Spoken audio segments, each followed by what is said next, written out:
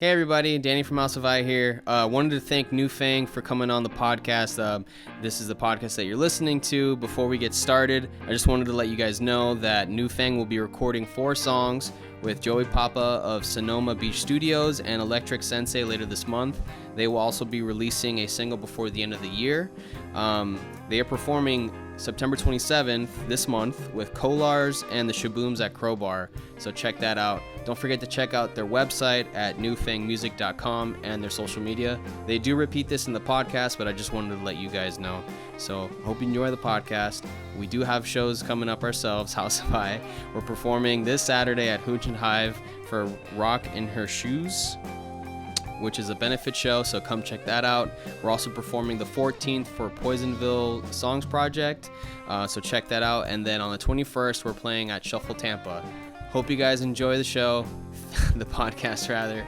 Thank you so much for subscribing. We really appreciate it. And yeah, please share. Bye, guys.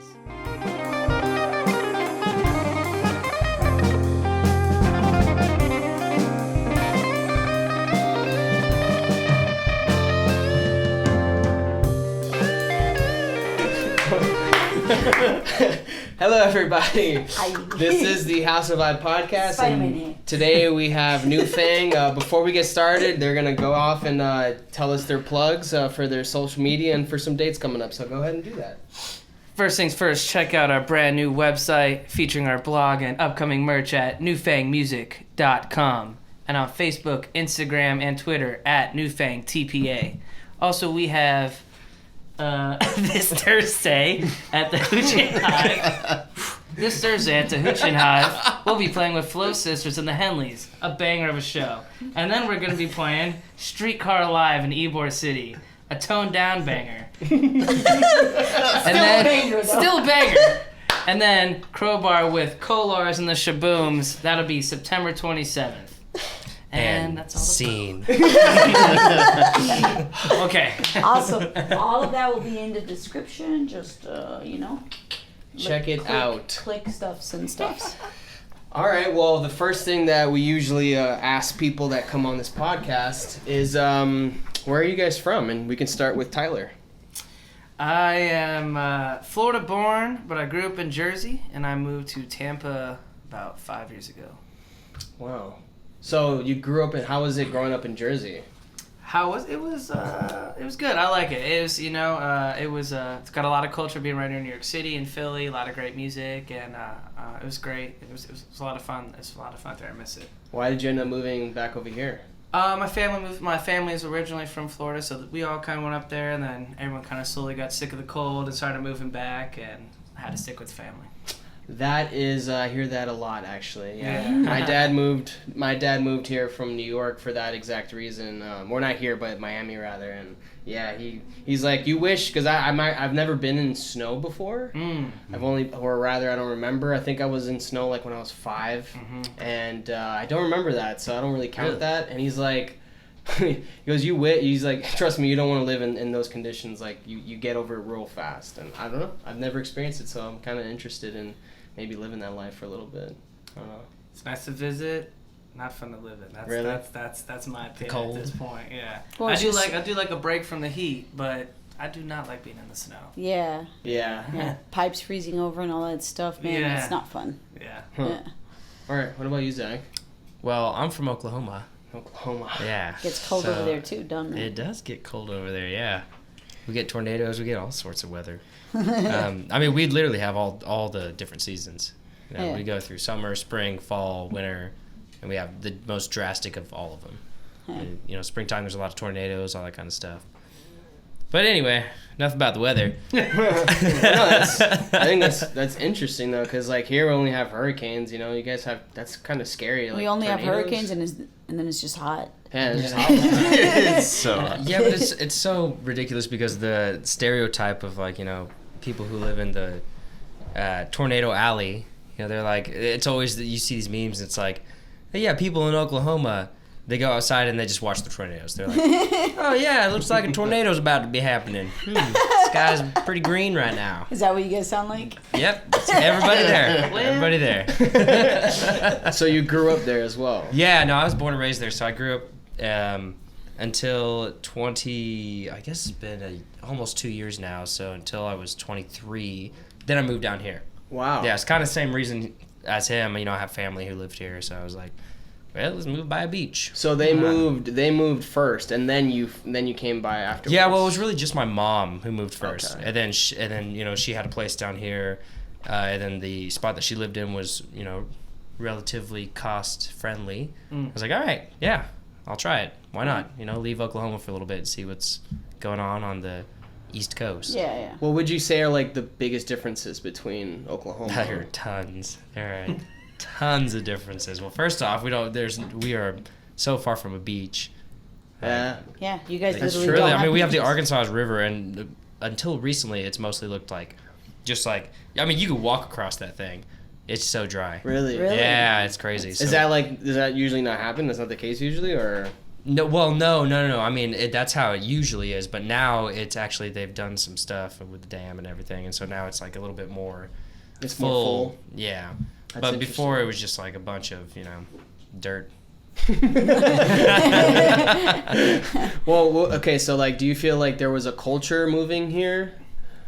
So I come from a town called Tulsa, and it's like a music hub, right? So Okay. basically it was kind of like this spot that a lot of jazz artists, blues artists and everything would move from like New Orleans, then they travel up, through Houston, Dallas, Austin, all the kind of Texas states, and then they'd go up to Oklahoma, and then they'd stop in Tulsa, and then they'd go up to Chicago, and then just hit all the northern states at that point. So we were a big hub for jazz Okay. in like the 50s kind of thing. And so from then, I guess, really it just never stopped being a music town.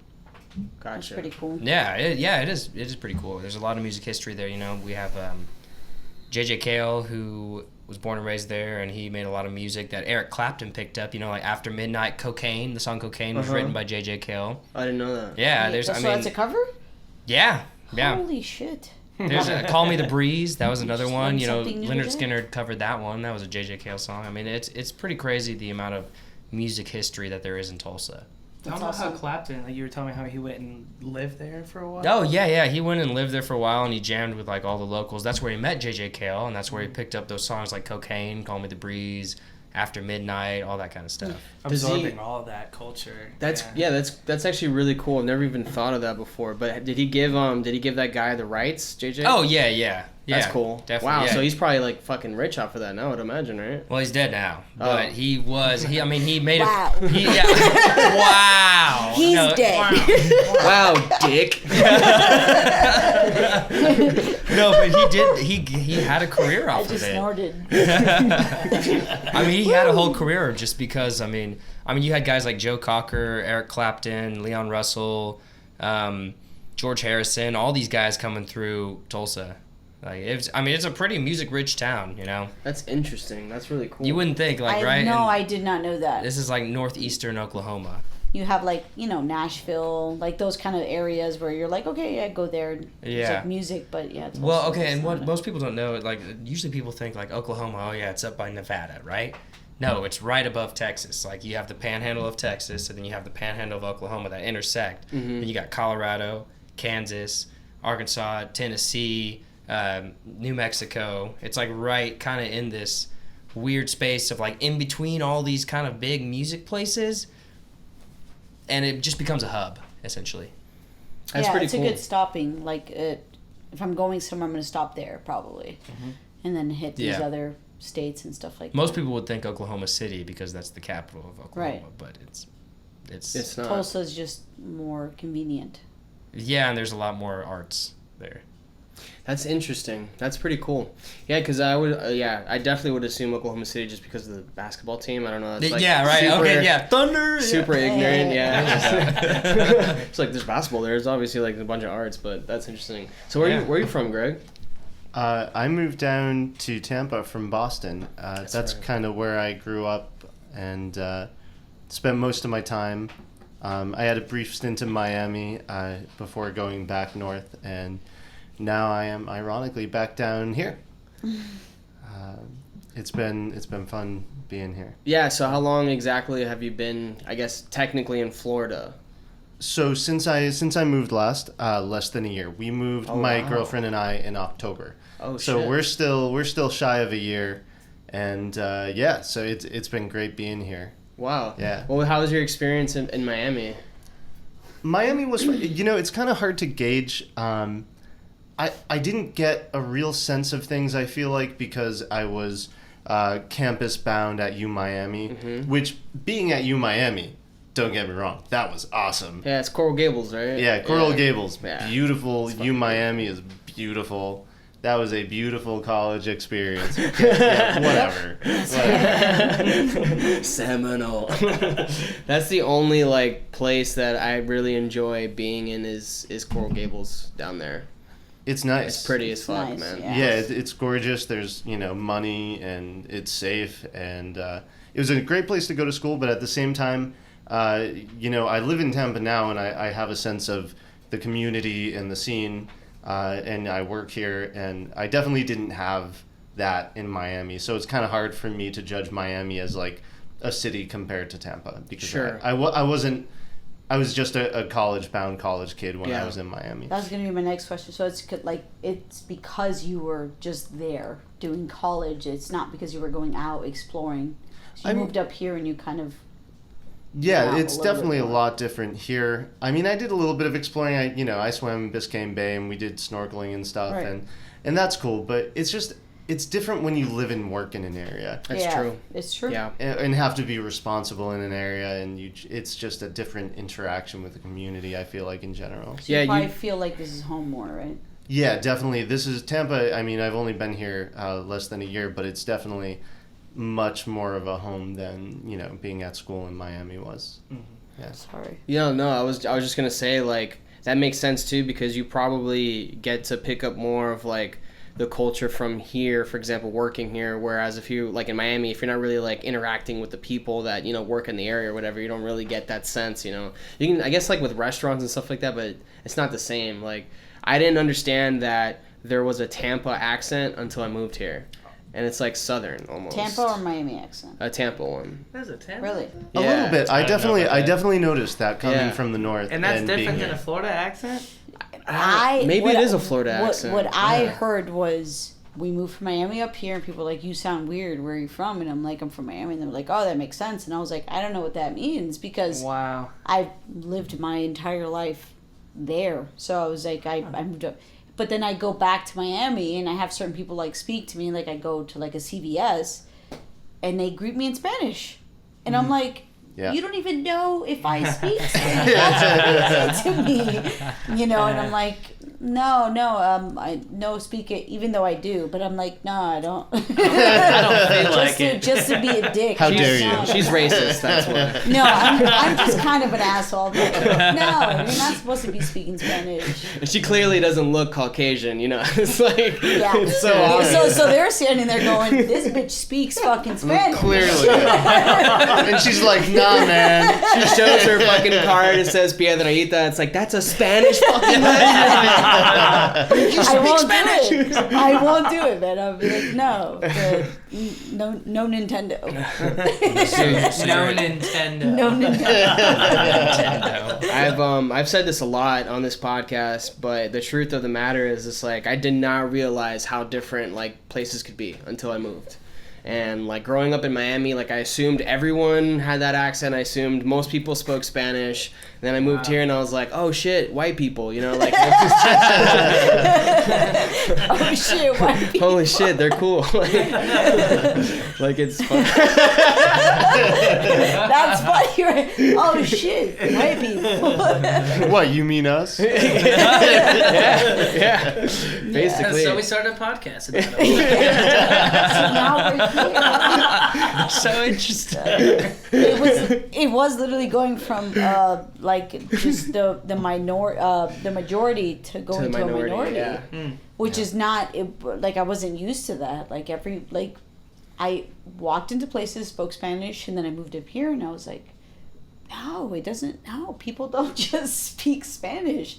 That's crazy to me. And that is kind of crazy because when I went to Miami, it was mostly Hispanic. I went to a Subway. And I know how to speak Spanish, and so like I had to order in you Spanish. do? Yeah, I had That's to order in cool. Spanish. Yeah. Yeah, that's crazy, right? Like Yeah. it's just She was like, I don't speak English. Like, Yeah. No English. No, Oh, and shit. it's crazy to see. There was this video years ago where this person legit getting mad at a person and not like speaking Spanish, Oh, and yeah. and this person was really confused because they were like, "This is what like we're in Miami, like we speak Yeah. Spanish." Yeah. But this person was getting like legit mad. They were like, why don't you speak Spanish? And it's like, because you're in the United States. Like, Yeah. most people probably assume that you speak English, you know, but. There are still people down there that don't speak Spanish too. Like, you know, there's a Jewish community, obviously like African Americans as well. And it's like, I think I know exactly. I think the video was at a Pollo Tropical, like the ones that Something we like have that. here. Yeah. And yeah, the attendant, the person helping, the person ordering food could not speak English, and she was like getting frustrated at the woman that was trying to order because she didn't know how to speak Spanish. And the lady's like being like legit was also being kind of like nice about it. Like she could have been mean or whatever, but she was just like, I'm sorry, like I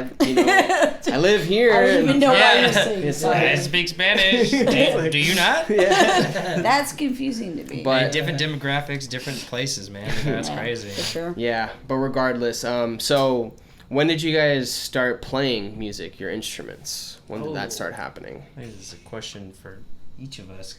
Yeah, Probably have very different answers. yeah. Go ahead. Start the same way. I sing and play guitar in the band, and I've sang my whole life. I've been in theater and stuff like that. That's where I really started, which is totally rock and roll. And but Totally punk. I got introduced to Led Zeppelin and Sublime and like some emo bands that were at the Hughes Take Back Sunday, and all of a sudden I was like, you know what, I really want a guitar, and I started begging for a guitar, and this is probably like 6th or 7th grade, and I got a bass.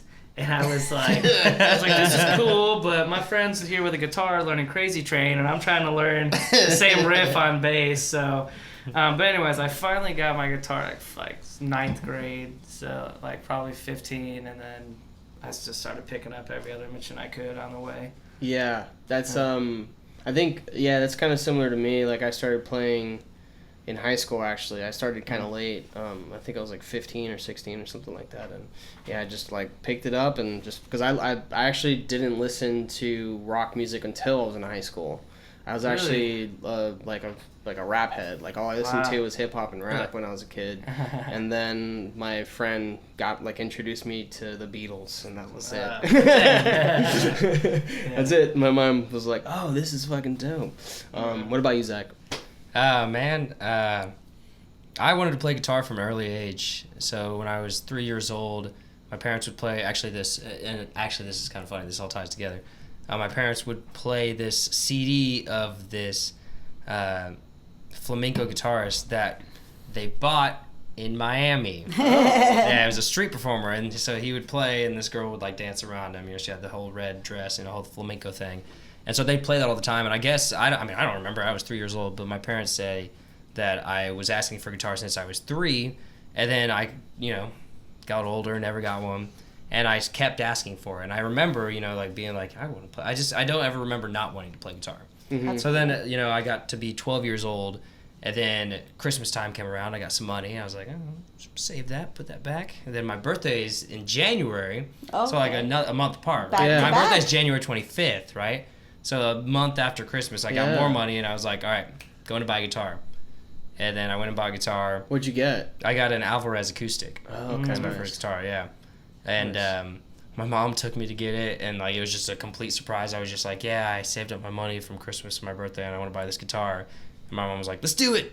And we were going to pick up my dad. He was going to college for to be a physical therapist, and so we actually went and bought the guitar right before then went to pick up my dad, and I was like, look what I got. And he's like, you didn't wait for me.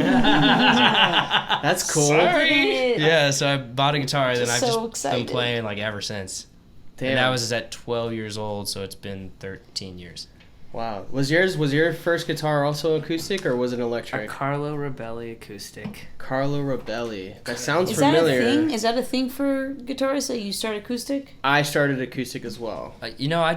I've heard different That's schools three of thought. That's three guitarists right here saying. I get this Interesting. question all the time. I teach Like- at a place in St. Petersburg. I teach guitar, and I get this question all the time. It's like, well, do you start on acoustic? Do you start on electric? It's like, What do you think, though? okay, acoustic, it's going to be a little bit more challenging just because it's going to be a little bit harder to press down on the strings, but I think that's good. That's what I think too. I think that's good. It makes you better, faster. I'd rather learn acoustic than like just from that statement Yeah. right there, where it's like that's a little bit harder. I'm like, yeah, all right.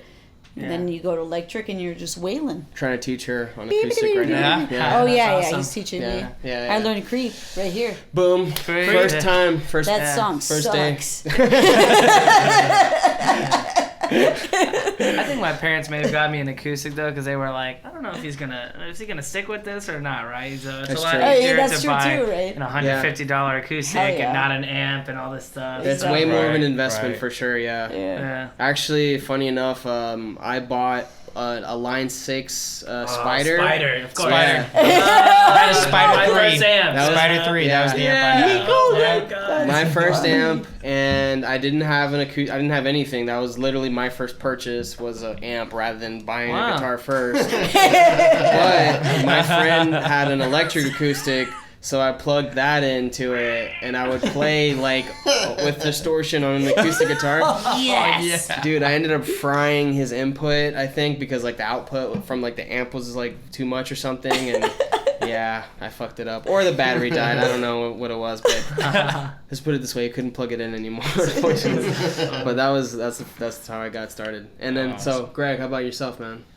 I was a victim and beneficiary of That could have gone so bad.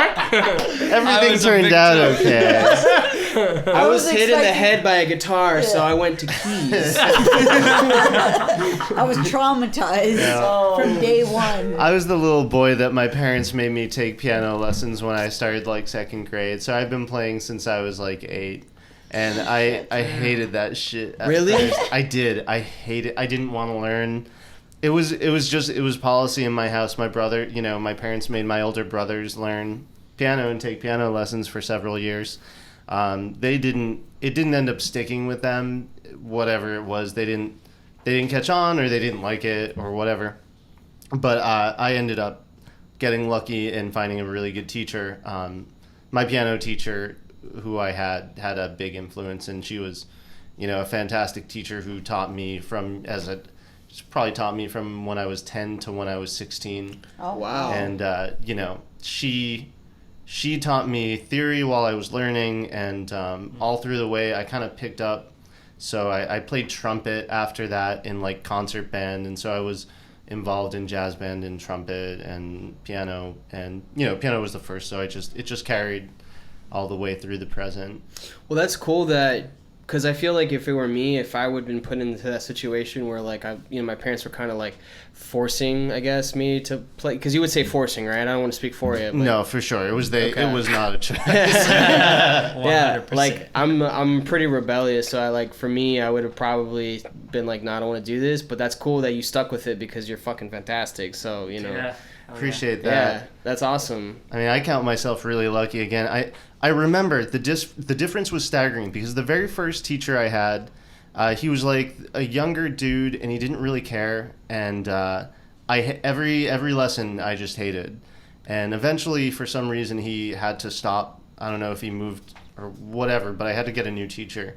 And it was when I got to my new teacher that it was like night and day. She was awesome. She taught me in a way that I liked. She let me choose what I wanted to play, which was big. And, from then on, it was like, wow, this is just so much better. So teachers, I mean, Zach, you probably will have some experiences where you've had an impact, and teachers have an enormous impact on students.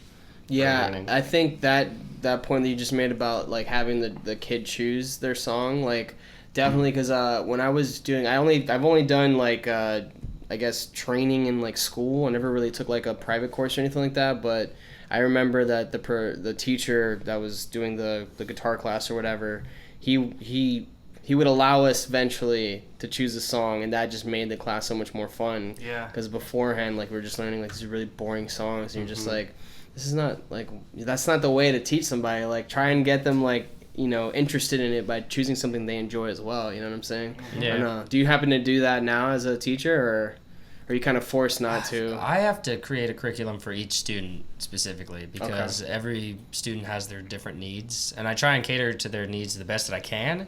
But sometimes they just don't know what they need. And so you have to kind of guide them in a way that they can understand and they also enjoy. What's the age group you're working with right now? I mean, I teach, the youngest student I teach is 6, and the oldest is 57. Really? Yeah. Whoa. I've taught a 68-year-old. That was the oldest student I taught. Holy shit. Yeah, so it's just all over the board. So question then, do you feel that anyone can pick up an instrument? Do you think that that's possible? Yeah, but you gotta practice on it. But you gotta practice on your own if you want to get any better. I mean, like, you really do. You know, some of these people, you know, they just don't practice at home. They just don't put the time in, and so like, of course, you're never gonna get anywhere if you don't practice. Yeah. But then there's also like some kids who I've tried to teach, and it's like, you know, like, man, this is gonna take a little while. Like they're just not getting it as They just don't quickly? get it, or it's the hardest thing to teach is rhythm.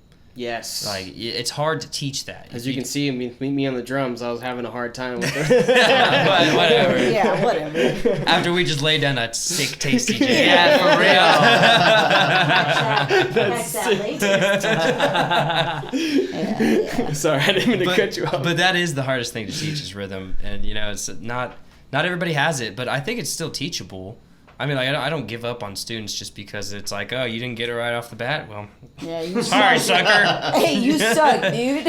Yeah. Because I guess technically, like, you could teach, I guess, the notes and how to properly, the technique and all that stuff.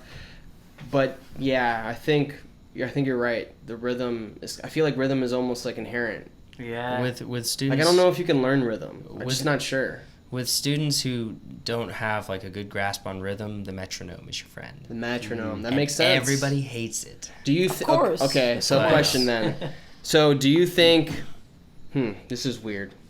Do you find that I feel like if you learn like that on the metronome and that then you kind of need, if you need that can I don't know, maybe It can hinder you, yeah. That's what I'm for saying, sure. yeah. No, but just finish Really? what Do you you were No, but saying. that's find what that? I'll, That's it? It can be a No, hindrance no. if like because I've played with people who are like I played with some people who like have to have a metronome in their ear.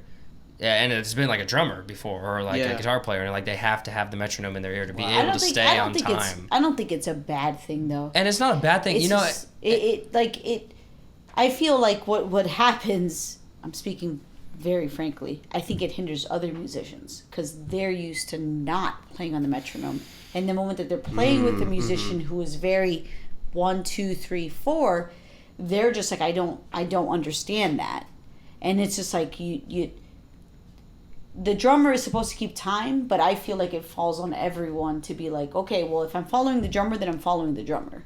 And I feel like sometimes tempo, it sure. kind of, it kind of creates that kind of riff where like people are like, why do you have to play on the metronome? It's like, no, because we should all be here right now. Well, and that's You gotta good. drive the bus. I mean, there's different aspects of using a metronome. I mean, it just depends on what is kind it of a musical crutch background. or is it like That's for a good precision? point. Yeah. You know? Yeah. Well, I see- Because so- if you miss it a little bit, that's fine, right? But if I'm nailing that one right on it, just keep going. Like you should be able to follow that. So that's kind of where that kind of medium I think comes into. I think it probably depends also on what you're playing because I feel like jazz it would never work with jazz. No. Because you have like jazz, I feel like it's more free flowing. It's more like dynamics, like going quicker, pausing. Like bringing it back down, going back up. And not all jazz. Obviously, they're like more like I was the gonna more say, traditional jazz is just like just like fucking going at it. But I don't know some of the stuff I've heard. Or Like, these jazz musicians But are just going to there's- be like right on it. They're going to It I was just- gonna say it I've known differs. some jazz musicians who are Just- all about just Tempo. so rock The bad solid plus. bass players and drummers. yeah. Yeah, the bad plus, they'll literally do this stuff where they're like playing together and they'll stop for maybe like 2 measures and they come in perfectly. Yeah. It's incredible. It's like they just have Yeah. this That's a quick innate track. sense of just time. Do you think it would sound better though if like so do you think then that jazz, for example, sounds like, do you think it would sound better if it was done on a metronome? Do you think it sounds better if it's just done kind of like more? Well, first off, Free. you don't want to get me started on jazz because I will go off all night. But I don't think there's any real like good answer for that because there's so many different types and styles of jazz and there's so many different ways of even just not even just jazz, but recording and just doing things. You know, I mean, do you want, what kind of feel do you want? Yeah, it's a better question. You know? For sure. Yeah. That's tough to answer. What about live then? Live, I mean, I don't know, man. You know, it's good to play to a metronome. It's good to have that, especially if you're like tracking a song or something. You're doing video for a song. And you're taking the live sound. You know, like that can be good because that can make things easier. But I mean, I always just like playing with guys who just get it and they're just on tempo and they're just on time and they just are just in sync, you know. Yeah, I think there is definitely, like, for tracking purposes, definitely like metronome's probably easier, but for feeling, you know what I'm saying? Because I feel like I guess it also depends on the drummer. If like the drummer's really good at like giving it the right feel, even though he's on time, you know what I'm saying? Like he can still be dynamic within the metronome. You know what I'm saying? But I feel like I don't know. I just feel like that can be tougher. But whatever. I digress. Well, there's even songs like there's a song that we play, and I think there's two maybe that we play where literally, you know, we're playing the song, we're in time, and all of a sudden, you know, it just stops, and then like everybody just has to wait for me to come back in with a chord. So so if we had a metronome, that wouldn't work. Can't do that with a So, can't yeah, do you cues. Can't do feel. cues. Yeah, That's that feel. feel and that That's cue. feel, You know, so we all just like We are definitely a heavy feel. yeah, definitely. Yeah. I don't think we could play with the metronome live. I feel like I'm like really heavy in between, because it's like that drummer thing that wants to take over, where I'm just like, no, god damn it, 1, 2, 3, 4, you know. But at the same time, it's like, especially when you're playing live, like, no, you gotta be like looking at everyone, like, awareness. Eye contact is key. Mm-hmm. But then that's like what I was saying earlier with some of these jazz bands, like the Bad Plus, they sit back with their backs to each other. I mean, the piano's like, his back is to all the other instruments, the drummer's here, and then the bass player's not even looking at anybody. He's probably just listening, man. They're just just listening, listening, man. and they'll do these stops, and you're like, what's They just- happening? they What's going just- on? they And just then freaking know they just it. come back in just together, just without any hesitation. I mean, it's insane. yeah, Jazz is fucking. You get some freaks out there. yeah, man. Jazz can be like, for me, That's it a can be good- awesome. Get some freaks. Get some freaks in the sheets. I know. For me, jazz is like, it could be super great, or it can just be like, oh, I've heard this like a million times. And I don't even mean them playing covers. I just mean in general, like, oh, I'm not hearing anything. Not even in the shot, dude. I'm not hearing like anything new, like no new ideas. You get what I'm saying? Like, you understand what I'm saying? I don't know if you agree with me or not, but Well, there's a lot of standards. I do. what do you mean by that? Like Jazz- standards, like jazz just like standards. Yeah, There's yeah. a lot of jazz standards. Yeah. I mean, That makes sense. there's also like a lot of watercolor jazz out there, What does which that is mean? like elevator music. That's Yeah. so weird though. Right? I could play that. I can't play real jazz. I couldn't do that. I mean, we could go on forever. about this. I could go on forever. Are you about the this. only jazz enthusiast here? I don't think so. I think Two, Greg's- the two. I like jazz. You don't, not you, Tyler. I'm learning. Well, okay. So then, what are some? What's kind of the music that you're more gravitating towards, even as a Stone Age. Yeah. Oh, for real? Yeah, I'm a huge Queens of the Stone Age fan. Nice. I'm just a. He loves them. I do too, man. They're Yeah, amazing. Yeah. He loves them. I really do. The bands I like are. I just like high energy stuff. I like people. Like I said, I started with theater, right? So I'm always attracted to performers, people like that. So like bands like, you know, Queen and Led Zeppelin, or like Sublime, people who just have that, just a little bit of attitude, and a little bit of, I don't know, just something exciting. And then as I got older, I just, you know, I grew up playing like screamo and like hardcore music, and just like real, like, you know, a lot of stuff influenced by punk. And the older I got, the more that took over, and I just started loving punk and just in your face like rock stuff. And I really like, you know, I'm a big songwriter. That's like my main thing. So I grow weary of instrumental sometimes, or things that are just focused on melody. I know that seems so silly as a musician, but I don't know. Sometimes I want to hear some story, and sometimes it doesn't have to be pretty. Sometimes it needs to be dirty. I don't know. It just Whenever you just wake up, you're just like, I'm gonna listen to that today. yeah. I think Queen, like just using Queens of the Stone Age as an example, like they do like a great job of instrumental and having a song in there. Yes. You know what I'm saying? Like, Yeah. like I'm not a huge fan of like the Grateful Dead or like any of those jam bands. Oh. Yeah, like I know it's kind of like ironic because we just jammed, but There's a difference. It's in a different- yeah. There's a difference. mind you, the jam was only 5 minutes long. Well, we didn't go on for 30 minutes. Boom.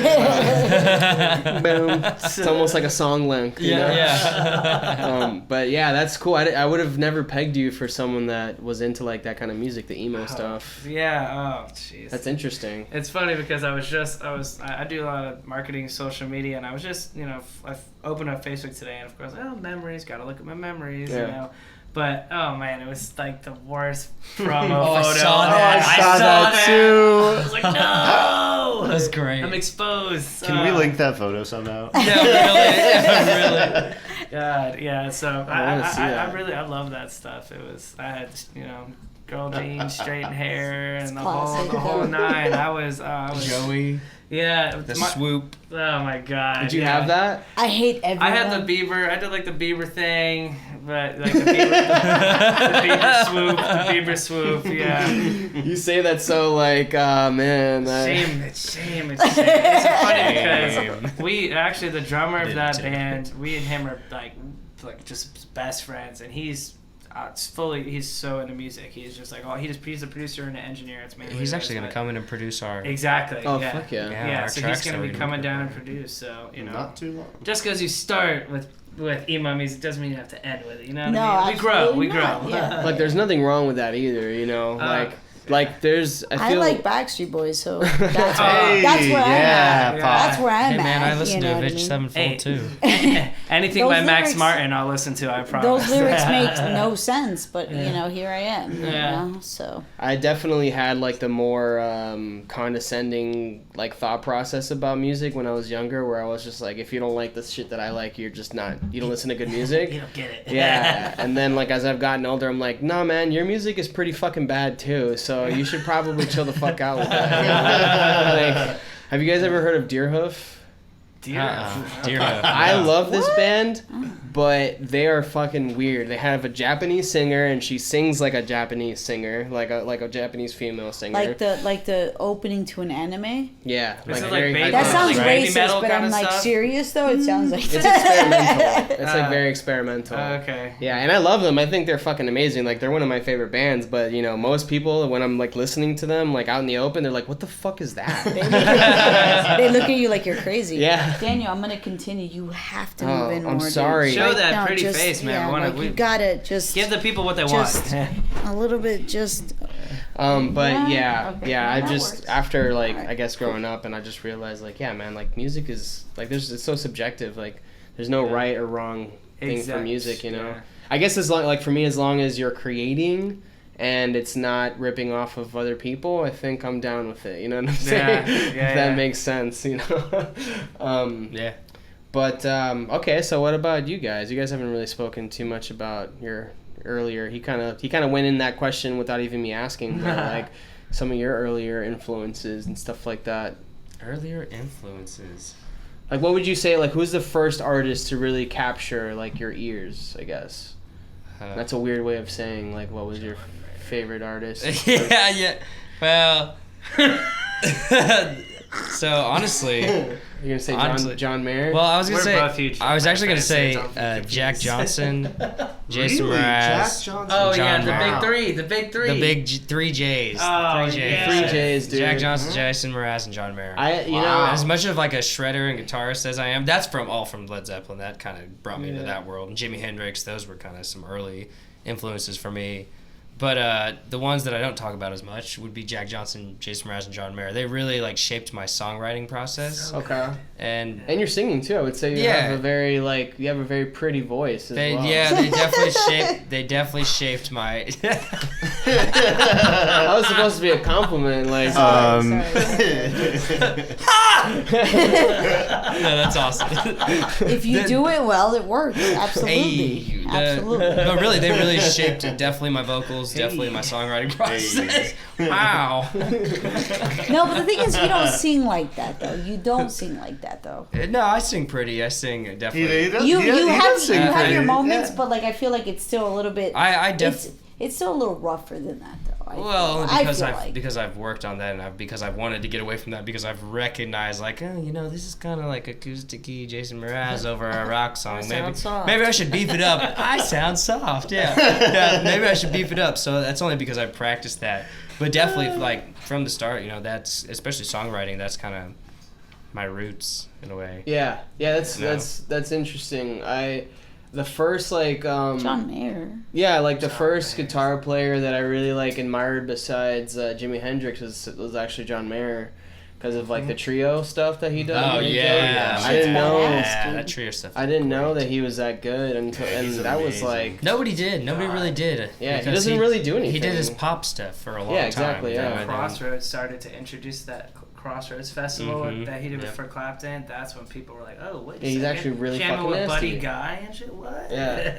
Yeah. But yeah, that was like the first live performance that I watched on TV, and would like watch it over and over and over again. Like I watched it multiple times. Really? Yeah, just that trio, Where the Light Is. Oh, where the Yeah, light is Where the trio Light stuff. Is. Yeah, Yeah, it's Yeah. fucking great, man. That is- That's kind of Yes. his. That was the pinnacle of his success. Yeah. Definitely. And you know, I'll be honest, like the only album I like from his is Continuum, but that album is, you know, it's fucking great. you Hey, the know? trio album's not bad either. That's true. But I don't really. I guess I don't really like more of like his writing his own songs, you Right. know, like not Wow. really just jamming or whatever. Oh, but- because the trio's like all of them. Yeah, And they're well- doing their thing. Well, it's I forget the drummer, and I know it's Pino Steve Palladino, Jordan right? and Pino Palladino. Yeah, Yeah. Fucking. I'm just saying Steve it wasn't Jordan. just John Mayer. That's why. No, she's yeah, saying yeah, that. Steve Jordan's a beast. Yes, he is a beast. Crazy. What about you, Greg? I'm sure like it's got to be some composers, right? I mean, actually, Carly the first Rae. thing that I can remember, other than, you know, certain female songstress, is Paul Simon. My dad had a 3 CD like compilation of Paul Simon and Garfunkel, and that it was the Columbia Records by Simon and Garfunkel. And I listened to that over and over again, and I Paul Simon and Art Garfunkel are just incredible singers and incredible songwriters and beautiful guitar players, and their songwriting is just, it's unbelievable. I mean, what's that? Scarborough Fair? Like, that song captivated me as a kid, and I used to listen to that on repeat, and I'm sure that had an impact.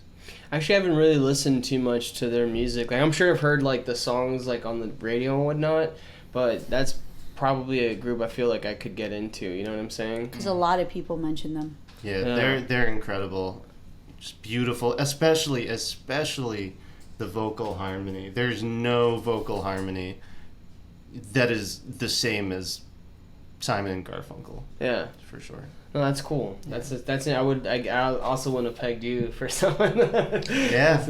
That's cool though, So if you're man. like playing jazz, like It's a wide range of influences. I mean, Yeah. we really we're all love me and him are huge. Like I think you're into blues too, but like me and Zach are huge blues heads, and just we all listen to so many different things. Oh, I love hip hop and rap too. Yeah, dude, Dr. Dre Yeah. is probably him, Rick Rubin, my top 2 favorite producers of all time for sure. I love Yeah. pop too. Yeah. I All big love pop fans. Like what pop exactly? Oh, okay. So right Tony now, Chimps. like 1975.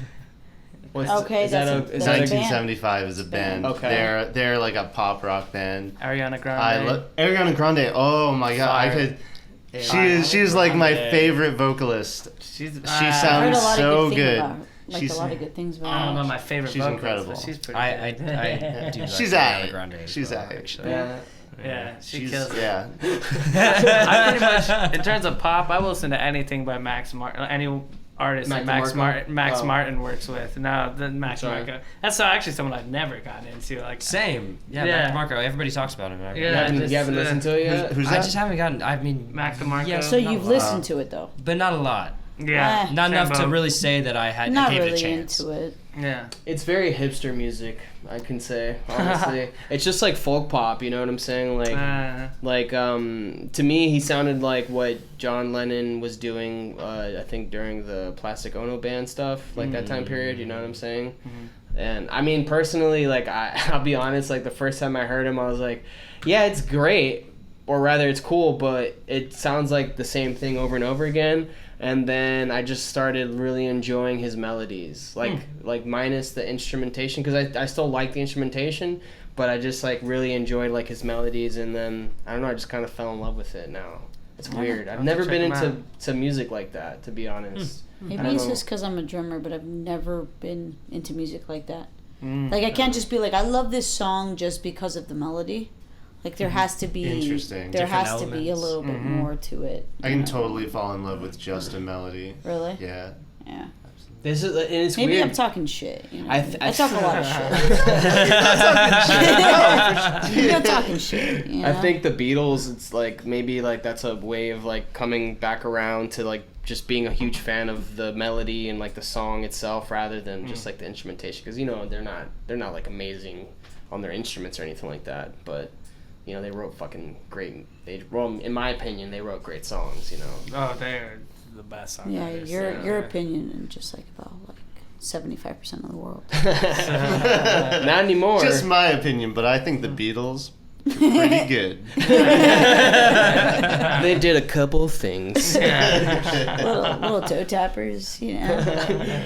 So what brought you guys together as a band? Because I feel like with the things you've been saying so far, it seems like it kind of like very unique to have you guys mesh together as a band. You know. Yeah, we got pretty fortunate. John Mayer was the bridge. Okay, so I'm not even kidding.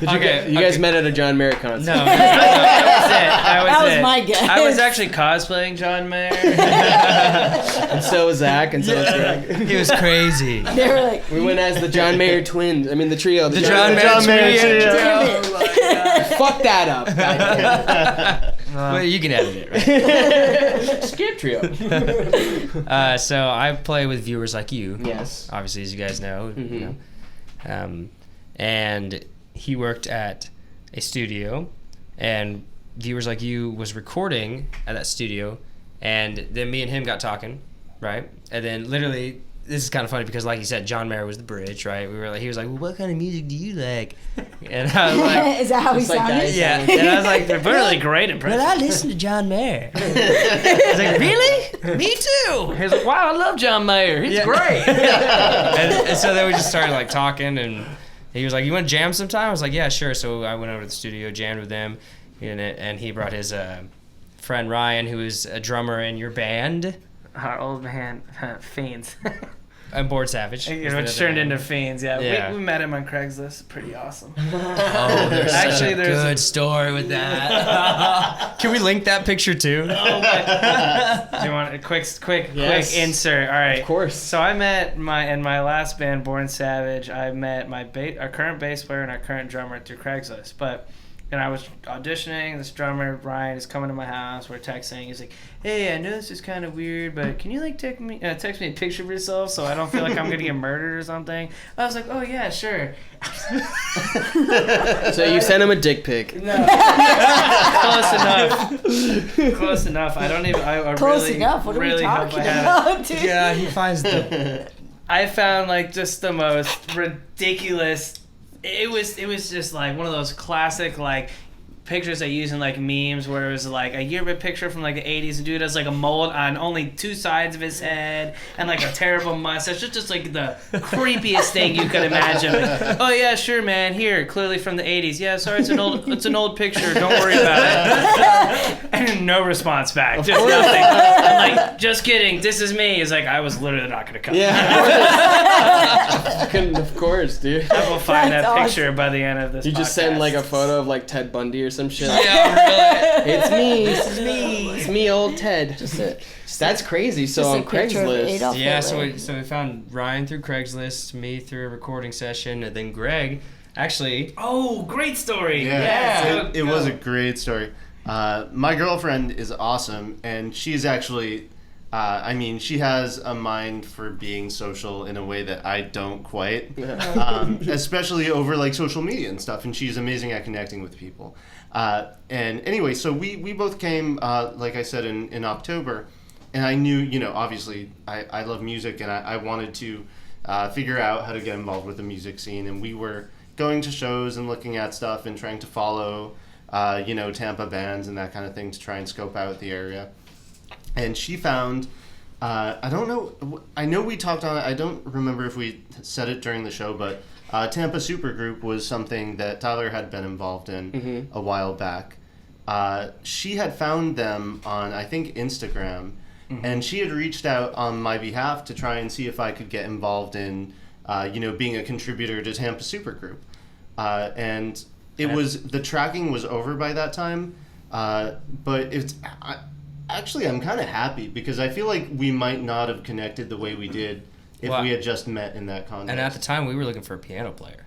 Yeah, exactly. Yeah, so it just like So it's like perfect. the worlds, like the stars collided, or is that The stars aligned, yeah. Stars aligned. You I don't wouldn't want know. them to collide. Worlds would end if We stars just- released the Titans. Remember that? I'm sorry. Now I'm gonna stop. That. This is what you this said? is a screenshot of the conversation. That and is it's- ridiculous. You need to send us that so we can show. Oh, I will. Oh my god, It's so you can good. even see him at the top Looking at- asking, "I just want to make sure I don't get murdered or something." I'm like, "Yeah, I don't even have a Facebook. Sorry, man." That is hilarious. solid. Yeah, That but is we were solid. looking for a piano player, and then his girlfriend just reached out to Tyler, and Tyler was like, "Well, we already tracked, but actually, can he come in for a jam session because we're looking for a piano player?" Yeah. And it was so bad. I was so worried too because they were like, "Can you come in now?" And I was like, "Well, I really want to come in now." I was so sick. I was so sick. I felt so bad. I was in the 3rd week of like a 6-week like cough. I almost couldn't talk, but I showed up anyway. Really? And I didn't know that. I don't know if you Second thing remember, I learned but like about you tonight. I tried to sing and I couldn't sing, and I was like, because they wanted somebody who could background sing too. Yeah. So, but I showed up and it just. I think I remember you being like, "Yeah, I'm a little sick." Yeah. So like my vocals Downplayed it, of course. I'm gonna Yeah. play Too these pro. keys, Like a though. too It pro. was so bad, Uh-huh. but it worked out, and that's after that it just kept going. It's That's awesome dope. because the camera totally caught you just kind of. Perfect. You know what I mean? You're just going at it, so that's awesome. But you want some more? Whoa, save That's this for the recorded show. right now. This Thursday at Hoochie Knife. 8 p.m. This guy knows what he's doing over there. This guy knows his shit. He's a good marketer. So now that you guys are kind of starting to, I guess, be more involved in the scene, what do you guys think about it exactly? Tampa's popping off. Like I said, the whole Bay Area. Yeah, I told you, I moved to New Jersey from Florida, and the spot that I came from Florida, it was on the East Coast, it's a place called Stewart, Florida, and it's like 40 minutes north of West Palm, and it's like just a beach town with like nothing, but like you go like 10 minutes like west and it's all just country, so absolutely nothing. That was kind of my experience in most places in Florida, really. And then I came to Tampa, and it was just, at first I really wasn't into the music. Had just been taking a hiatus, focused on school and stuff like that, but I finally got plugged in. I started going to St. Pete, and I started meeting people, and I was like, oh my god, like there is just so much talent here. People don't have any like real clue about it outside of this spot, and that was a big part of the reason I wanted to be involved with the supergroup. I was like so excited. I was like, people need to see these bands and get it out there, you know. And on the flip side of that, I will say it is terribly sad to see just kind of the gentrification and stuff going down on in St. Pete, and just we're losing music, venues left and right, just for some crap that is just like the businesses that they're putting up and replacing. It's just something that does not do the city justice, in my opinion. So I think the town that if this area is a place that could explode on any level of like Austin or any of those places, if the town would get behind it. Yeah. And they just need it. That's actually like and that the reason why I even bring that question up to you guys is because it's something that I've been wondering myself. It's like, how can you get people invested in the scene? How can you do that? It's like, is it even possible? Like, do they even give a shit? Like, do they just want to fucking hear a band cover songs? You get what I'm saying? Like, that is definitely Yeah. a Florida thing. The cover band thing is definitely Florida. And the other problem with Florida is, you know, I worked in production before this, like you know, live sound and stuff, and so does my stepdad. And you know, he tells me all the time, and we talk about this, especially for a long time before now, like people just wouldn't come to Florida tour because you got to go down and then you go straight back up, and there's no way getting around it, you know. And besides Miami and maybe Jacksonville and some of the other college towns, there's just not that many stops in between. But I think having another spot like Tampa and building that up, like that's what it takes. Is you got to build the scene up. That's why when I first got here in the music, I started this hashtag called Build the Scene TPAS. And I just was like, everyone should get on it. You know, what's good for all these bands out here is good for everyone. You know, so that bands can say, you know what, I can go Jacksonville, West Palm, Miami, whoop, and then Fort Myers, Tampa, Gainesville, and you know, shoot right back up. You know, you just need that spot. You need the support though. Yeah. I don't know, man. It's tough because like. There's also the argument of why move to a city that's super saturated with music, right? Like, you might as well be in a city that's not super saturated and just kind of, like, blow up in that area first. Yeah. Mm-hmm. But honestly, like, what if we as, and I'm saying this, like, as us being in a band, well, both of us, like, what if we hit, like, you know, like the tip? We've hit the top already here. You know, there's not much else we can, you know what I'm saying? You were talking about this with Samurai Shotgun, too. Yeah. On that podcast. And they had some interesting things to say about that. I mean, and one thing that they did talk about and that you guys all kind of talked about was, like, your social media presence, right? So, like, you can create hubs, you know, you can be in a music scene, you can kind of be in this little hub and, like, you know, maybe it's good living, you know, and not expensive and everything.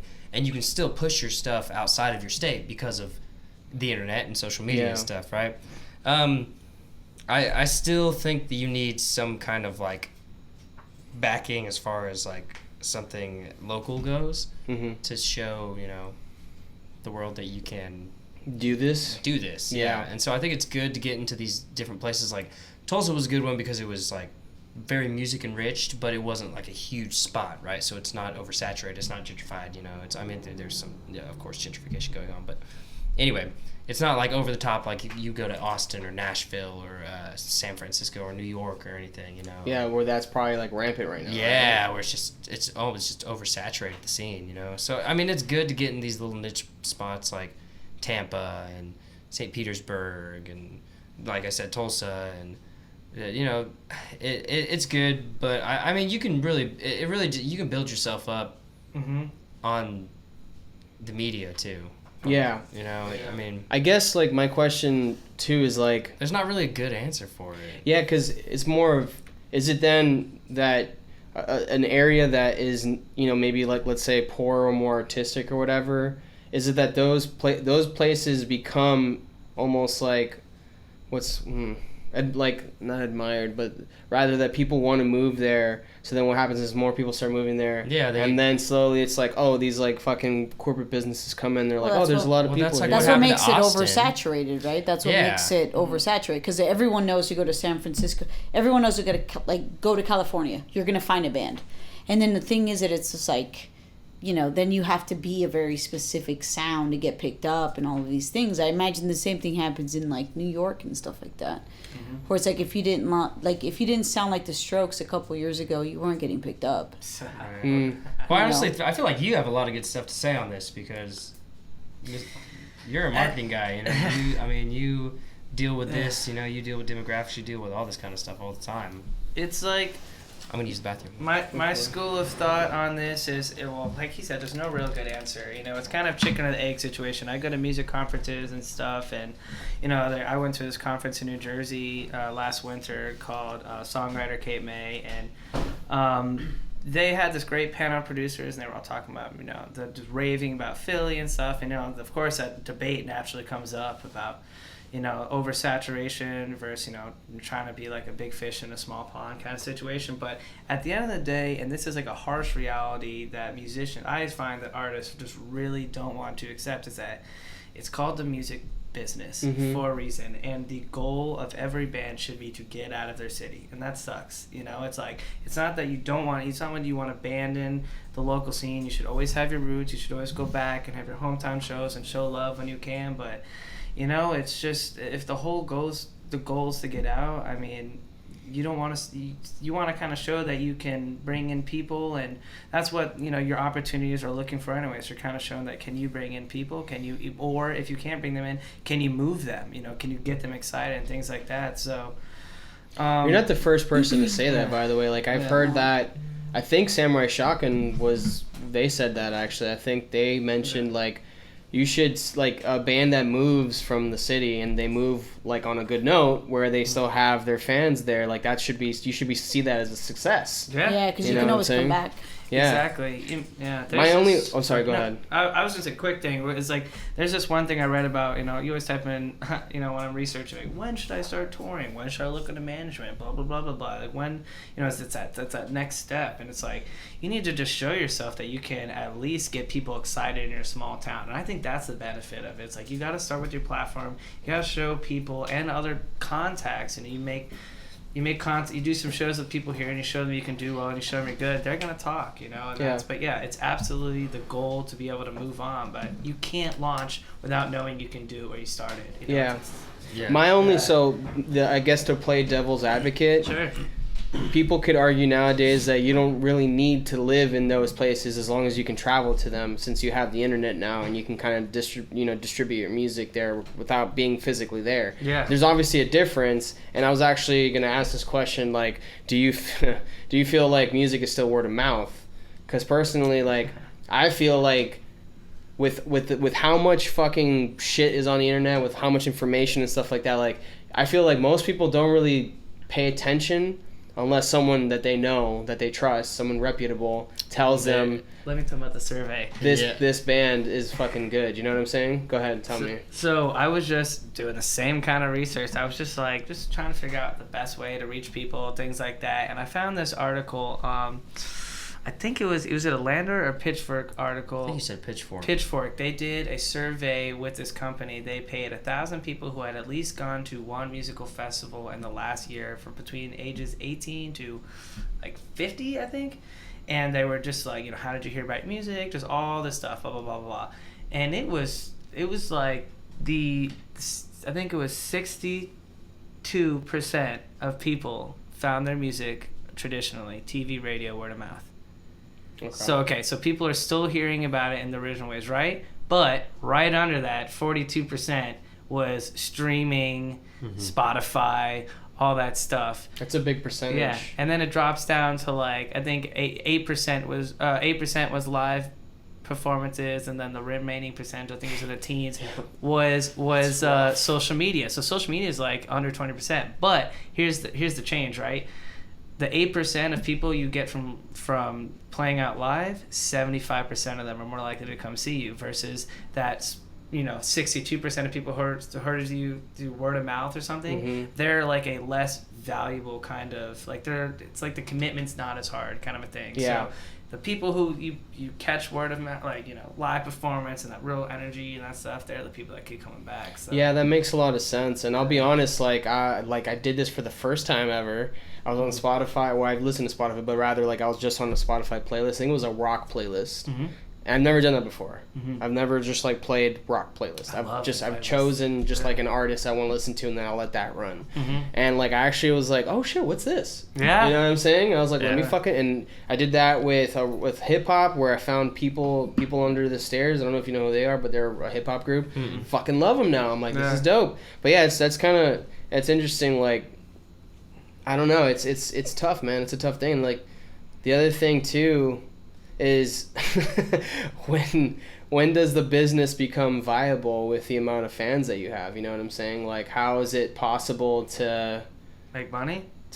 I guess technically make money. Yeah. Well, I will tell you that people put all right. So again, another trade-off situation here, right? So, in the history of music, you can look to this. See, musicians have historically been fucked on the sales of their music and just listening to their music, and the money has always been a merch and live performance, and that's still the same. I mean, that's where people make money. Like, a bands like Foo Fighters, they're touring 3 years at a time, get their money, and things like that. So well, you could say though that the money that they gotten, like, they got like a lot of support from like the record deals. You get what I'm saying? Well, that's exactly it. So think about that 42% of people that found their fans, the 40% of people who found the bands that like via streaming. Yeah. So it's a necessary evil. You're getting paid what, 0.0006 or 0.006 per stream, but that's how people are hearing about you. The playlists are radio stations. The people who create them are the new DJs, and this is the new radio. And that's what That's it's true. So. Yeah. So then, actually, like, so what do you think about, like, because, like, I more of, like, asking you on your advice about this, for example. And I know this is almost like an off-topic thing to talk about on the podcast, but, like, the main reason why I even started doing this podcast is because I felt like that would be a good way, not only for us to reach a new audience, but also to have, obviously, like, the people in the scene reach a new audience as well. What are your thoughts on that? 100%. Yeah. I think it's a smart idea. I think, there's this like formula thing I read in a marketing book, and it's like they have to know you and they have to trust you, and then they have to like believe in your product, right? So like it's everyone thinks it's just about I got to get my name in front of them, but no, I mean you need to offer. Modern marketing is about offering people, and this applies to businesses and bands, is that you need to offer them something of value. It's not enough to just offer sales. So you're offering high value content. They're getting to know your brand. They're investing in you guys as people. They're investing in what you do for the scene. And then not only that, but there's actual just, if you're handling your internet right and you're putting this in the right spots, it's going to be driving your SEO and things like that. So it's a lot of internet power. I think it's great, man. That's that dude Joey I'm talking about, the producer. He runs a podcast up in New Jersey, and it's for kind of the similar reasons, and he's had good success with it, man. Yeah. I think it's great. I stole the idea from comedians. I don't know if you listen to any, like... Bill Burr. Or Mark Maron. Mark Maron. That was the first one I started listening to a long time ago, Who is it that does the Netflix special, like... Joe Rogan? The comedians driving in cars. Driving cars, I mean Seinfeld. Seinfeld. Jerry Seinfeld. Jerry Seinfeld, yeah. No, I they just talked a lot about how the podcast like got them like so much more fans, you know what I'm saying? And I was like, man, maybe this is the outlet for that, you know what I'm saying? Like maybe although it's not comedy, it's still like getting to know the bands and, having these interviews or having these conversations. And I don't know, like to hear you say that you listen to that Samurai Shotgun one, like that's fucking cool, man. Like that's super cool. Yeah.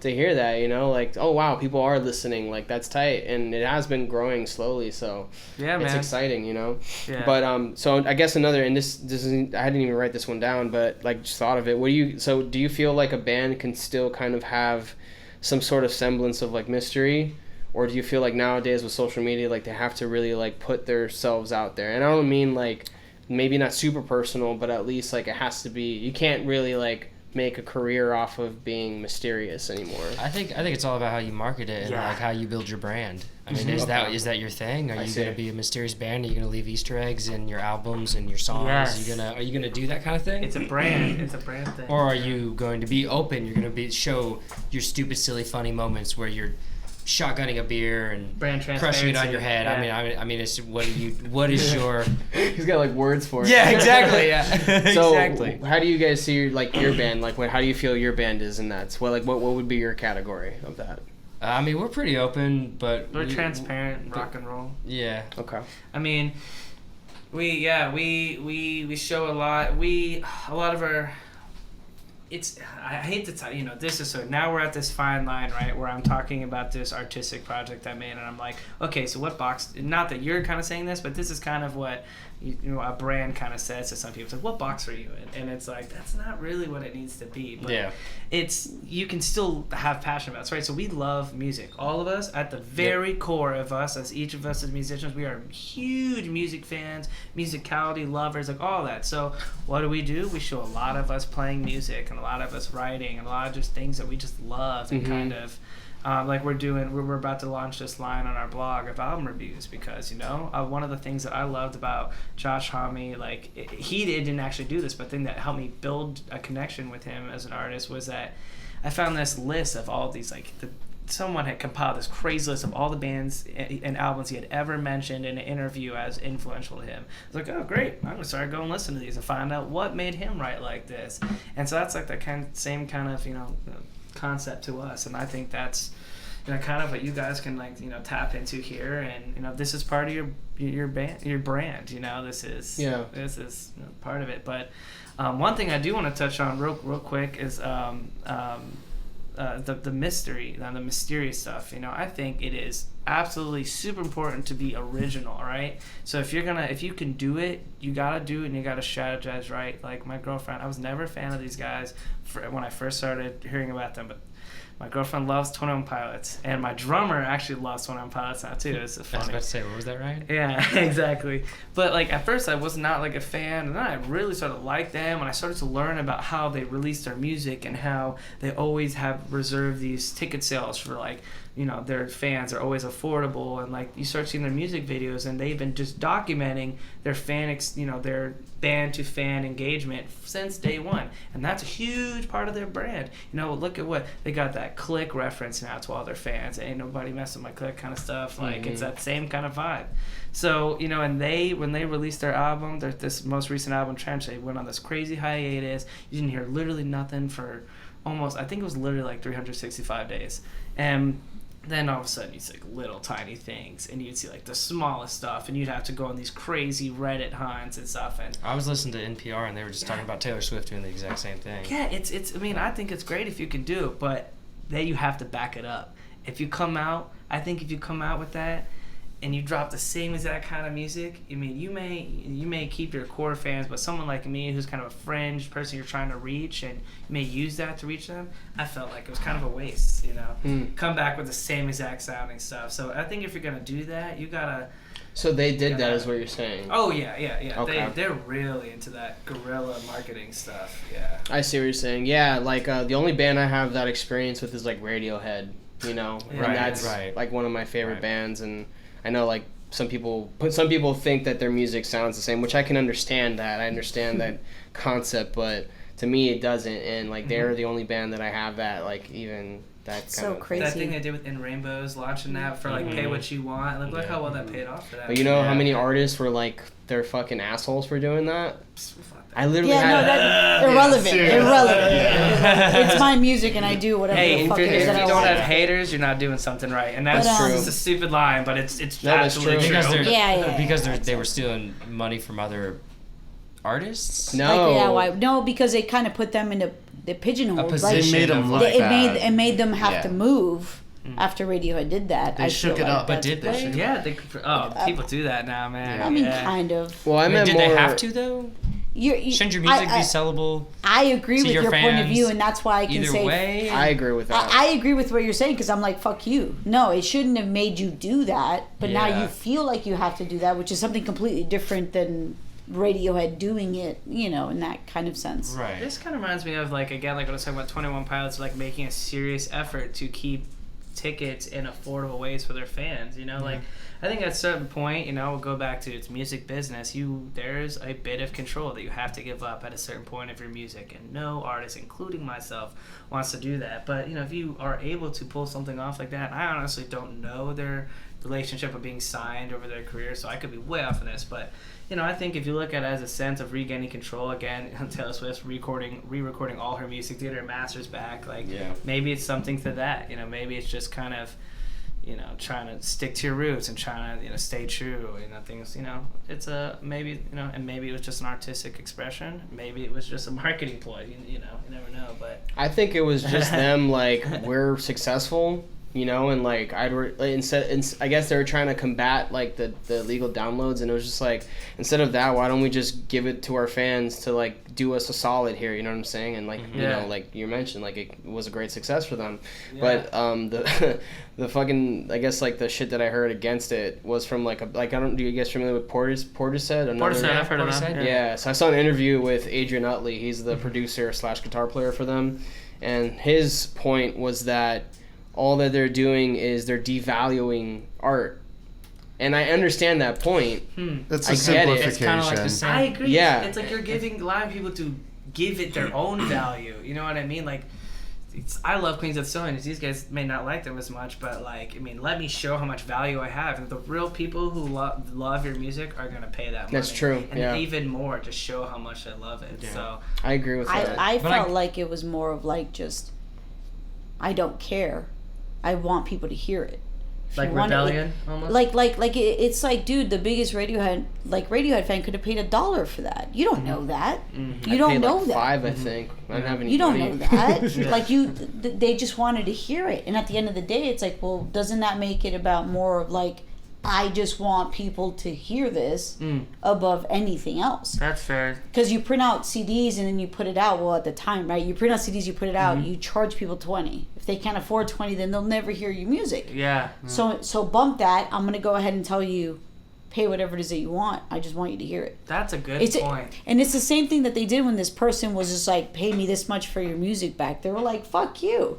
Yeah. I'm just gonna release it. Right, Yeah. they saw that. I think they probably saw something about the Napster feel that was going on, the legal battles, and they probably was around saw the same something. time, yeah. Right, they probably saw something petty about that, and I mean, not to say that nothing about that was justified. I wouldn't say that, but what I would say is that in an environment of pettiness, they really made. I mean, even just as a marketing decision, a great decision to stick out, and they chose that way to separate themselves from the rest of the crowd, and it was a risk. I think it was risky. Absolutely. I think it was really. I just don't think they give a fuck, honestly. I I really don't. I Like, think so either. like they did that with Kid A. Like, I mean, I don't know how big you guys are with them, but like, Huge OK Computer fan. like, I'll tell you that much. and then like right afterwards, dude, I think that was like the album of the year or something. Like, they became like one of the most famous bands, and then they came out with Kid A afterwards. They're like, Wow. fuck you guys. Like, we're gonna change it up completely. You know what I'm saying? So everything you liked from that last album, fuck that. Yeah, pretty much.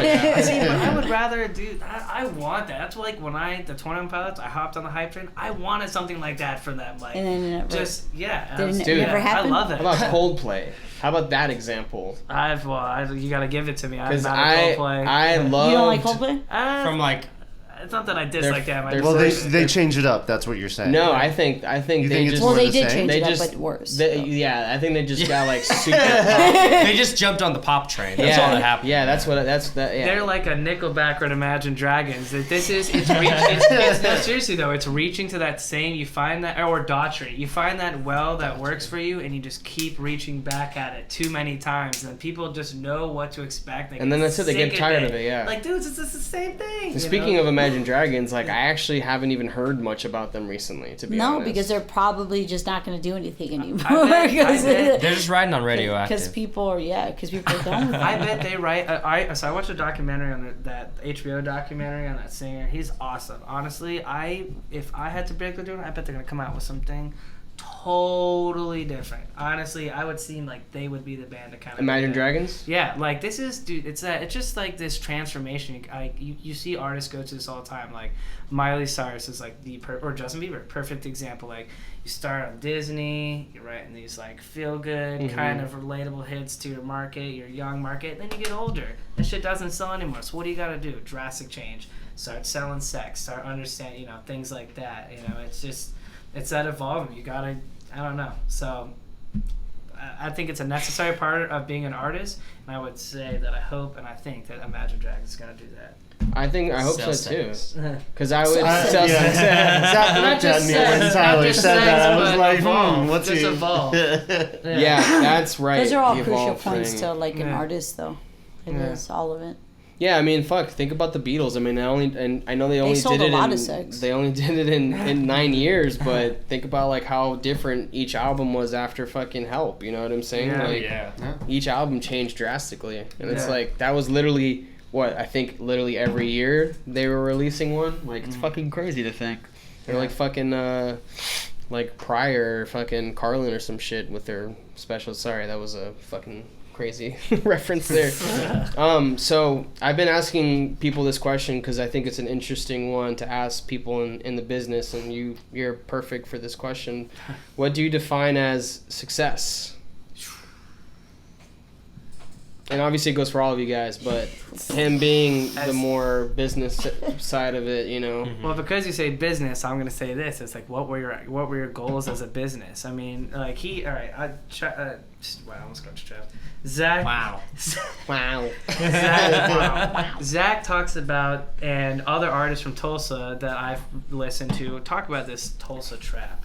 and it's right, and it's like you can just so easily fall into like this. You're making money, you're playing great music, and a scene that kind of loves the music, you're playing things like that. And so if that's what you want in your music, and you just want to play great music locally and make a living off it, great.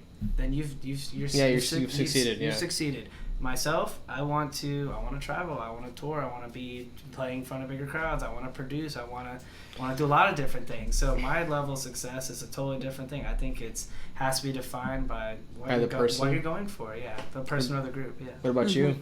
I'm pretty similar on that. Yeah, I feel pretty much the same on that. It's really all just personal. It's like, well, what do you define as success? I mean, and that's like just kind of sounds like a cop-out answer. But at the same time, I mean, it's true, you know? Like, like he said, do you want to just be a musician who just, like, plays cover gigs and makes money and makes a living off of playing music? Do you want to have your songs heard in front of millions of people? Do you want to go and be behind the scenes, play cruises and just, like, live on the water and I mean, you know, it's all very personal. I mean, if you're to say, like, what... I mean, if you could relate it back to, like, the American dream of, like, make a lot of money and do what you... love doing. Build your future, pull your bootstraps up. Yeah, I mean, that's a tough question, though, you know? What do you define as success? I mean, I would define, for me, personally, I would love to get my personal music in front of just a bunch of ears and make a living that way. That would be success for me. Yeah. But also to, like, hone in on my craft as a guitarist and just, like, master it in the best way that I can, which will never end for me because that's, like, a lifelong journey. I hope, you know? So, like, really, like, each stage, it's like, well... what is success? Like, have you reached the pinnacle of everything and that's success, or like, did you reach this milestone and then you reach this milestone and this milestone and success like kind of a infinite thing until you die. You know? Yeah. Like, what's your next step in success? Does success stop at your first goal? Well, I think that's a good point. The only thing I can relate to that is, like, let's say we all get to a point where we can live off of it, right? I think for me personally, after that point is crossed, my new goals now are just creating better, better and better things, creating different things. You know what I'm saying? Because imagine you're an artist that becomes rich, and I'm not saying that's not our goal. I'm not saying that we expect that per se, but more of like you have what you need from the business side now. So now this is now your time to focus completely on the artistic side. Now with still having to have some business involved, but like. If that were to happen for me, that would just be like, okay, now my goal here is like this album is going to be way better than the last one or completely different. See, that's like Beatles to me, man. Your goals change. Yeah, because I mean, imagine them. I mean, for them, they didn't have to do shit. They could have just fucking quit. Well, they talk about that too. Like you talk about, like, if you look at these interviews, they talk about how fast they got all the things they thought they wanted, and they just like, oh wow, like this is it, and they're like, oh, this is it. Like, what? I think that's I don't partially, even want this. Like, I think that has to be partially about meeting the right people at the right time, though. Oh, of course. You know what I mean? Because it's like they didn't fucking know that they were gonna fucking not be together in 9 years. Yeah. So it wasn't really about that. It wasn't about like, let's go. It was more of like, literally everyone in the band was just like, yeah, this is where we want to go. They were journeying. Yeah. It's the same thing with the Pixies. I feel, honestly. Like, I feel like the Pixies met each other, even though it fucking, crashed and burned, but it was just like, literally, the burn happened at the right time. Like, everyone was just like, let's go. And, like, the 4 albums that they put out were just fucking fire. And then they just broke up or whatever. The Police, too. You could say they were in that category as well. No one could deal with fucking Sting. Yeah. But no one was thinking about that. They were just like, like, we want to do this. Like, Roxanne. This song fucking sucks, dude. Fucking. I love that. Puts it. I love the Police. Oh, I fucking love the Police too, man. Who doesn't? $175 to fucking see them in Miami, dude. Worth it? Worth it. Absolutely. On Certifiable tour? What you talking about? No, I don't remember actually. What you about, Willis? I don't remember what tour it was, but it was all the original. Cause I thought they only did one like reunion tour. Then you might be right. And they did a video about it. It's called Certifiable. I was right out of high school. I graduated 2008. Yeah, it was around that time. Yeah. Cool. So Yeah. you probably saw them on the Certifiable tour, and they did all the hits. Miami Dolphins Stadium at the time. In Miami, I was like, Pro player. this is fucking amazing. Like, that was one of those bands I thought I wasn't going to ever see. Yeah. Oh yeah. Uh-huh. I was like, $175. You got the $175. Let's that's go. cool. That's awesome. Yeah. That was awesome. Yeah. I saw you too there, the 360 tour. I saw these 360 That was tour cool. as well. Yeah. I'm not a huge fan of them, but Me neither. but their music, like the performing, like the live performance is pretty crazy. I'm not Our gonna lie. drummer loves Bono. Really? He has expressed this. He, Wait, you I mean love Bono. you mean Bonham, right? no, I mean Bono. Not to be confused with the drum great. So that's John funny. Bonham. That's it. Well, Greg, you never responded to your idea of success. So, I mean, I think you mentioned something that resonated with me, and I mean, I think from a very practical standpoint, the first measure of success and the most important one, and I'd like to do it soon, and I'm looking over the next several years to see how it culminates, is I would love to be part of a sustainable enterprise where I can live and profit off my music, and I love what I'm doing, and I'm doing it because I love it. But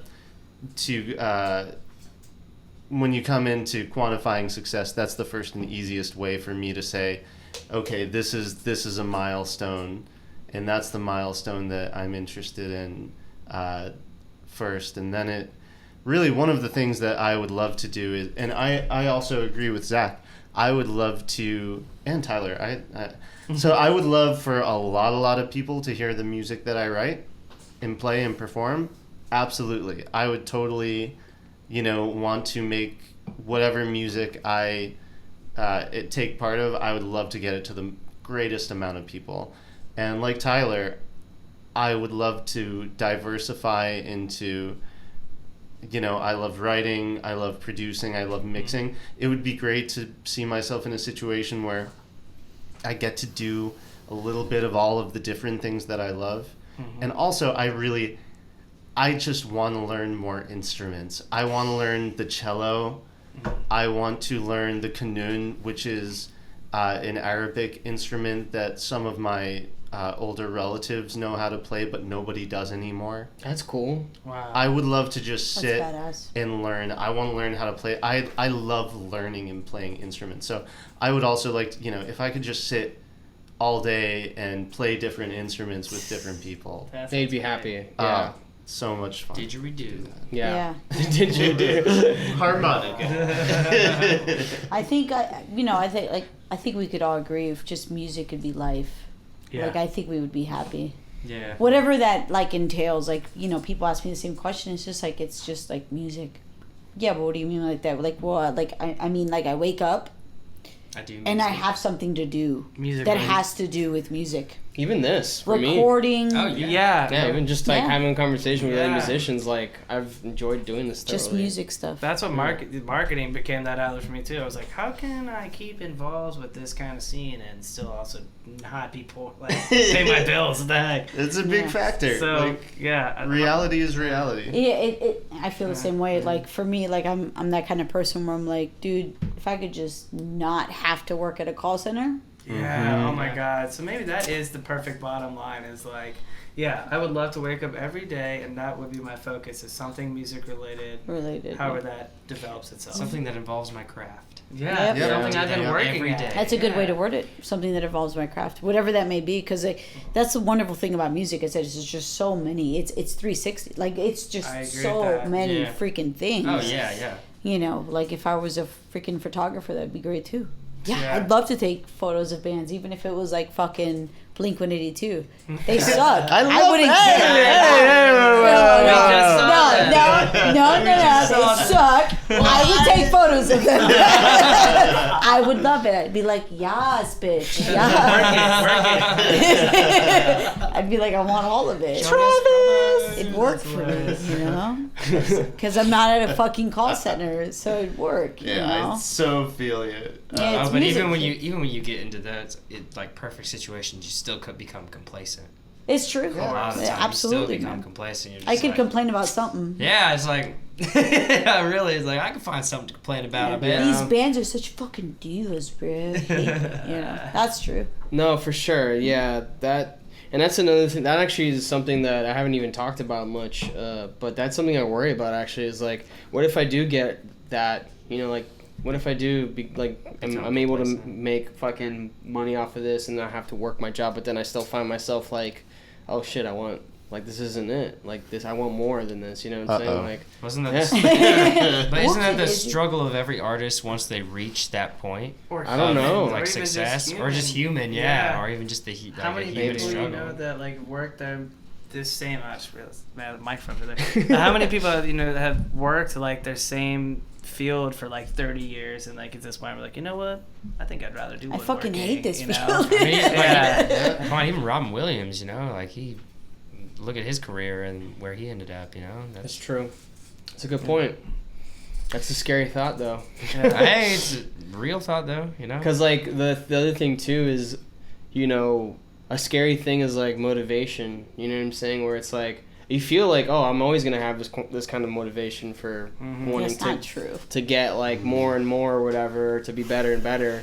But what if you reach like a certain point and then you're just like, oh shit, like I'm actually, I don't even know. I don't know. I don't think it would ever happen, but it's totally possible. It could Yeah, happen. you gotta do. You know, it what I after would say to that is yeah. that you can't live your life in fear. It's You good. can't live your life in fear of losing something that you may have now, because I mean someday it might be gone. Yeah. Or something you Or don't have now. Or technically, Yeah. that's exactly what I was gonna say. Like Yeah.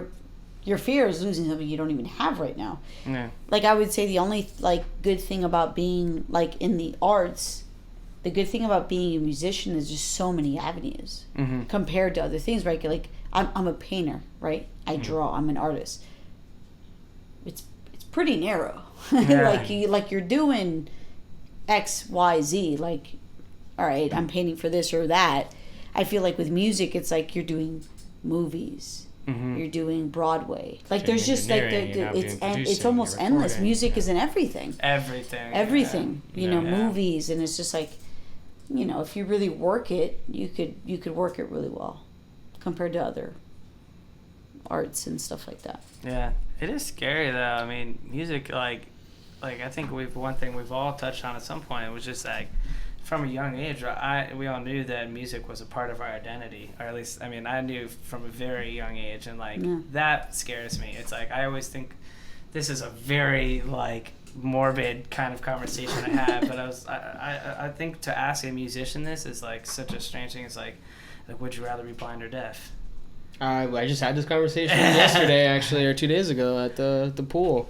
For me, blind. Blind, yeah. So I can hear music. Have to. Yeah. I would be my I'd have to identity. agree. I would be crushed without Dude, it. I think about losing, like, getting to an accident or something and, like, just being, you know, like, debilitated to the point where I can't do anything musically anymore. Oof. Like, that's a scary thought, man. Yes. You One know? of my friends in Tulsa, he was actually Don't tell me this This happened. story, no. Oh, He jeez. he My heart. Do you want to hear it? Or should Already. I stop? Oh, you yeah. got it. Say it. Drop it. So Man, he- but it is. Go ahead. So he's a Yeah. drummer, and he just got done playing this show with his band Doxy that he was like so excited to do, and he just played the show. It was a great night, you know. Him and his cousin were driving home, and they got in a wreck.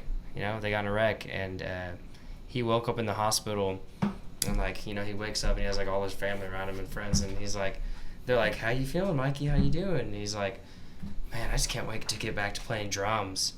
And they all just kind of like give him this look, and he had lost his right hand in that wreck, so the only thing they could have done was cut it off. And Fuck. so he looks at his hand, he's like, "Oh fuck, what am I gonna do?" And you know what he's doing right now? He just got done playing like a huge ass fucking festival in Oklahoma. Like he still is just going at it. At first he was just doing one-handed drums. He's got a And prosthetic then he got Yeah. well, that friends made for him, so it wasn't even like doctor issued or anything. It was just like some friends, you know, he had some friends and they made him a prosthetic, and he got a couple of those, and he tried a couple different ones out. He set up his drum set differently, and he still continued on. That's That's dope. You know, like you see people like that. You see videos of people like playing fucking guitar with their goddamn feet. Yeah. Ah, all yes. that stuff. I've It's seen like, that. Yeah, That's crazy. There's man. definitely like if you want it, you can do it. It's more of like literally like where you just like almost like in a vegetative state, you know what I'm saying, but still God. conscious or something. I don't mean sound like I don't mean to sound like a dick, but I'm gonna say this anyways. I'm like, if you start off that way, it's different. It's different than being like I'm a Like drummer. ignorance is bliss kind of thing. Like yeah. I'm a drummer. I'm like right. I have all my limbs, and then all of a sudden one of them is taken from me. Like that is such a rewiring of the head.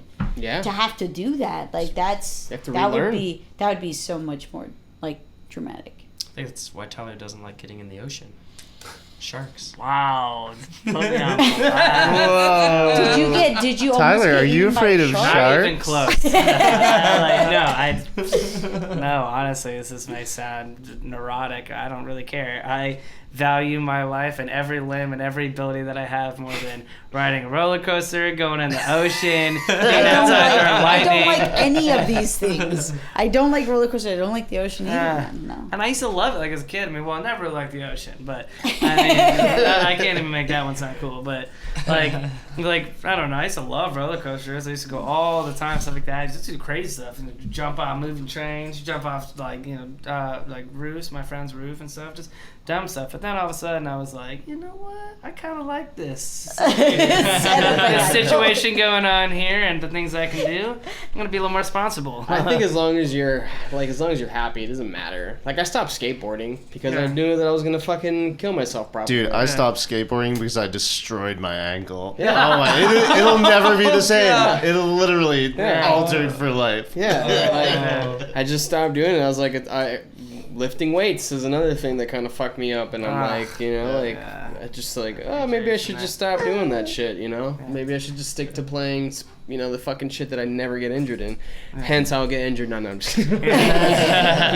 See, that's the whole thing. Is like we're talking about, what would happen if I lost my hand or if I went, blind. We would keep going because that's who we are, right? Yeah. And if you were a skateboarder, you would have kept skating. That's like Yeah, I'm kinda not. what it comes I'm down definitely to. not. I don't like that much. Like the two things that like keep me going are basketball and music. That's pretty much it. Basketball and music. Basketball and music. Yeah, I love basketball.